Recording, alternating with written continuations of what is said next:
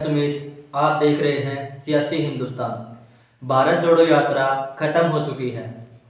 यात्रा के दौरान राहुल गांधी ने लाखों लोगों से सीधा संपर्क किया, समाज के अलग अलग तबकों से उनकी समस्याओं पर चर्चा की। ऐसे में यह सवाल लाजमी है कि क्या भारत जोड़ो यात्रा अपना लक्ष्य हासिल करने में सफल रही है। इस यात्रा से राहुल गांधी और कांग्रेस पार्टी को क्या फायदा हुआ है। कन्याकुमारी में 3 महासागर के संगम से शुरू होकर यात्रा हिमालय के गोद में बसे श्रीनगर में खत्म हुई। गर्मी, बारिश, सर्दी के बीच राहुल ने करीब 4000 किलोमीटर की पैदल यात्रा की। राहुल को इसका लाभ मिला और वह अपनी छवि बदलने में सफल रहे। लोग अब स्पष्ट कहते हैं राहुल कड़ी मेहनत कर रहे हैं। वह पार्टी में एक सर्वमान्य नेता के तौर पर स्थापित हुए हैं। इसके साथ ही विपक्ष के एक जाने माने नेता के तौर पर राहुल गांधी की छवि पेश हुई है। राजनीतिक जानकार मानते हैं कि राहुल गांधी यह साबित करने में सफल रहे कि उन्हें गंभीरता से लिया जाना चाहिए। सियासत से बाहर भी राहुल गांधी खुद को स्थापित करने में काफ़ी हद तक सफल रहे हैं। यात्रा के दौरान समाज के अलग अलग तबके के लोग शामिल हुए। इनमें सामाजिक कार्यकर्ता, फिल्म निर्देशक, पूर्व सैनिक और पूर्व नौकरशाह शामिल हुए। इस सब के बावजूद राहुल की चुनौतियां अभी खत्म नहीं हुई हैं। जब उनके भविष्य की योजनाओं और यात्रा से बनी गति को बनाए रखने की रणनीति पर पूछा गया तो उन्होंने जवाब दिया कि वह एक और बड़ी पहल के बारे में सोच रहे हैं। कांग्रेस के सामने सबसे बड़ा सवाल सत्ता तक पहुंचना है।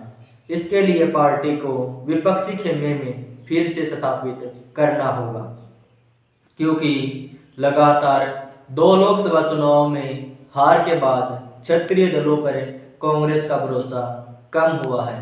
पार्टी के एक वरिष्ठ नेता के मुताबिक इससे पार्टी को विधानसभा चुनाव में बेहतर प्रदर्शन करना होगा, क्योंकि मध्य प्रदेश, राजस्थान, छत्तीसगढ़ और कर्नाटक में भाजपा और कांग्रेस का सीधा मुकाबला है। हिमाचल की तरह पार्टी इन चुनाव में भाजपा को शिकस्त देने में सफल रही तो विपक्षी खेमे में उसका रुतबा बढ़ेगा। राहुल को अपना दायरा बढ़ाना होगा। तृणमूल कांग्रेस और बीजेपी का समर्थन बेहद अहम है। इसके बगैर सत्ता तक पहुंचना आसान नहीं होगा। साथ में पार्टी को ऐसे मुद्दों से दूरी बनानी होगी जिनसे सियासी तौर पर पार्टी को नुकसान हुआ है। इसके साथ ही पार्टी को संगठन के नए सिरे से खड़ा करना होगा।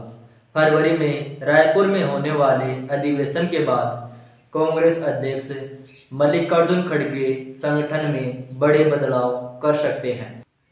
भारत जोड़ो यात्रा में समाज के लगभग सभी तबके के लोग शामिल हुए। इससे कांग्रेस के प्रति लोगों में उत्सुकता बढ़ी। राहुल गांधी की छवि भी बदली है। अब संगठन की जिम्मेदारी है कि वह लोगों के समर्थन को वोट बैंक में तब्दील करे। इसके लिए पार्टी को संगठन सुधारना होगा। हिंदी बेल्ट के 3 राज्य राजस्थान, मध्य प्रदेश और छत्तीसगढ़ में विधानसभा के चुनाव होने हैं। ऐसे में राजस्थान, छत्तीसगढ़ और मध्य प्रदेश में कांग्रेस और बीजेपी के बीच सीधी टक्कर है। कांग्रेस हिंदी बेल्ट को 2023 के चुनाव में बचा लेती है तो माना जाता है कि वह 2024 के लोकसभा चुनाव में बीजेपी को कड़ी टक्कर देगी। ऐसे में लोकसभा चुनावों को लेकर हर पार्टी अपनी अपनी तरफ से भरपूर प्रयास कर रही है। ऐसी ही और न्यूज़ देखने के लिए आप हमारे सियासी हिंदुस्तान चैनल को लाइक, शेयर और सब्सक्राइब करें। जय हिंद, जय भारत।